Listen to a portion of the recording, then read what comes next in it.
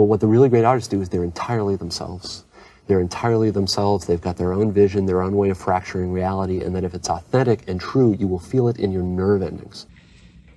Reason only satisfies man's rational requirements. Desire, on the other hand, encompasses everything.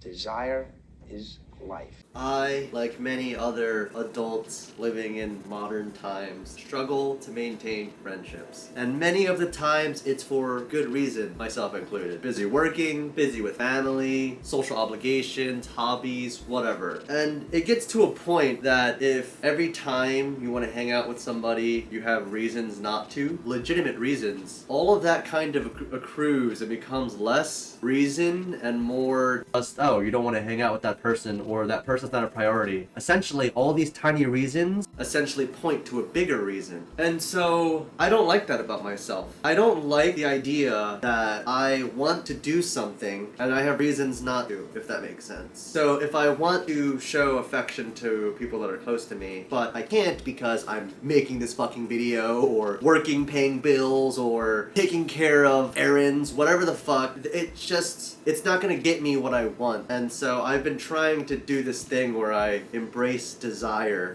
which is just this kind of cringe way of describing if I want something, I need to understand that if I want it, in order to personify it, it has to be obvious to other people that I also want it. And so, let's say, for example, I want to be close with a friend. And I want to. I think about them all the time, but day to day, I'm doing my life shenanigans.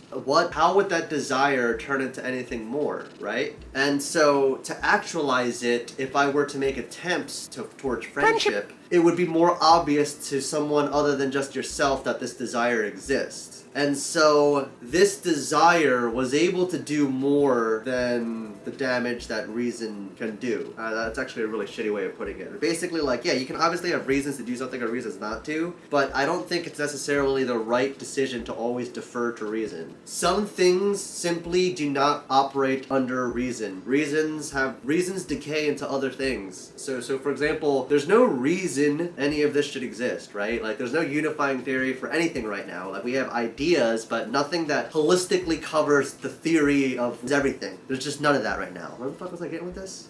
There's no unifying theory of everything. There's no reason. So what I'm saying is that observing reason is just a way of giving narrative to something. Reason is literally just some sort of story we tell ourselves. Sometimes we're the villains, and sometimes we're a side character, sometimes we're the hero. So I kind of am encouraging myself to do things more out of desire and less so out of reason. Reason is super helpful, but I think reason is slightly overrated and desire is underrated, is what I'm trying to say. That rationale right now is becoming really mainstream popular. I think it's especially true in AI art. You know, a lot of people have reason to argue that it's art. If you were to ask my personal opinion, yes, I would consider it art, but it's like a homunculus of art. It lacks the soul of what it really means to create art. It's to see somebody pretend, you know?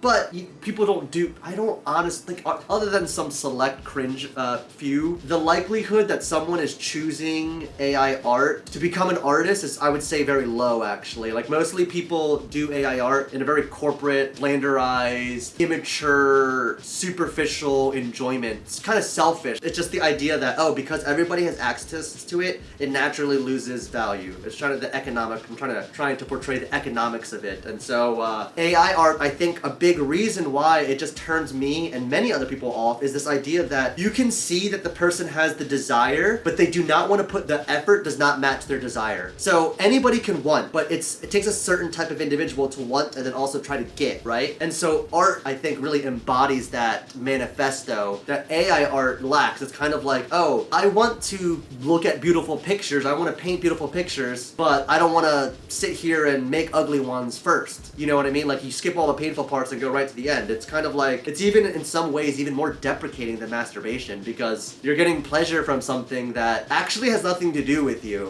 Whatever. But of course, like, I don't want to get pretentious about it, because I still consider AI art kind of like a modernization of art. I think AI art is this idea of inducing existential dread within the artistic community, because for so long art has remained relatively stagnant, as in there's been no existential threats towards artists to the extent that there is today, right? People are now asking, what is art? When's the last time you unironically heard someone ask the question, what is art? Like, there's a legitimate question right now. Is AI art art? And it's a legitimate debate. Like, there are both sides that can present a reason, or whatever the fuck, to support or be against. Where the fuck was I going with this? Oh, yeah, this idea that desire encompasses more traditional art that this AI art lacks. And I'm using AI art versus classical art as this idea to embody this ethos of choosing desire over reason tastefully. Okay? Like, I'm not saying throw caution to the wind. I'm saying to myself and maybe to others that, oh, you know, if there's something that you want and you do have reasons, like legitimate reasons, can you scrutinize those reasons and just toss them away?